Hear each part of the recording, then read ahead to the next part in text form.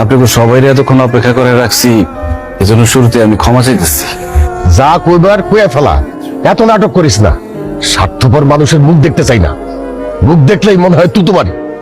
আমার এই মুখ আপনার বেশিক্ষণ আর দেখতে হবে না চাচা। চাচি, তোমাকে কারো উপর আমার কোনো অভিমান নাই।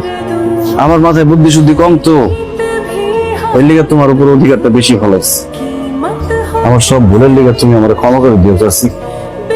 এটা ধরো, আমার ভাগের যত সম্পত্তি আছে আমি সব তোমার নামে উইল করে দিচ্ছি। এতদিন যে ভাইয়ের মতো আগলে রাখছিলা, এটা তার দাম। আসলে চাচি, মায়ের ঋণ তো কোনোদিন শোধ করা যায় না, কিন্তু দেখো আমি ঠিকই শোধ করে দিয়ে গেলাম। আজকে থেকে ওর উপর আমার কোনো দাবি নাই। আমি যাইতেছি গা, আমার পরনে কিছু কাপড় চোপড় আর আব্বা আম্মার ছবিটাই শুধু দিচ্ছি, আর কিছু নেই রে তোমাদের বাড়ি থেকে। চমকি বোন, ভালো থাকিস,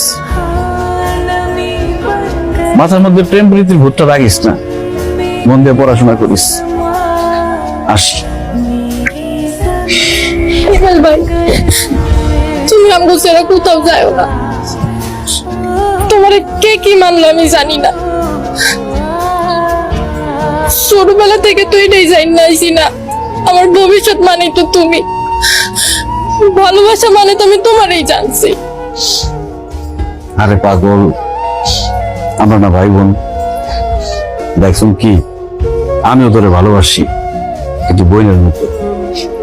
পাগলামি করিস না, তুই তো এখন অনেক ছোট, দুনিয়াটা অনেক বড়। ভার্সিটিতে উঠবি, তখন দেখবি অনেক সুন্দর সুন্দর পোলার লোক তোর পরিচয় হইব, আর মনে মনে হাসি পাইব এগুলোর মতো একটা পোলার পিছনে তুই করতি। পাগলামি করিস না, যা। হইছে হইছে, অনেক কথা হইছে। তুমি বোকার মতো দাঁড়ায় আছো কেন?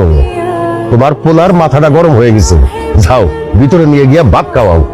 যারে বাজার, তোর মার সাথে গিয়ে ভিতরে ভাত খা। না চাচা, এই বাড়ির ভাত আমার মুখে আর উঠবো না।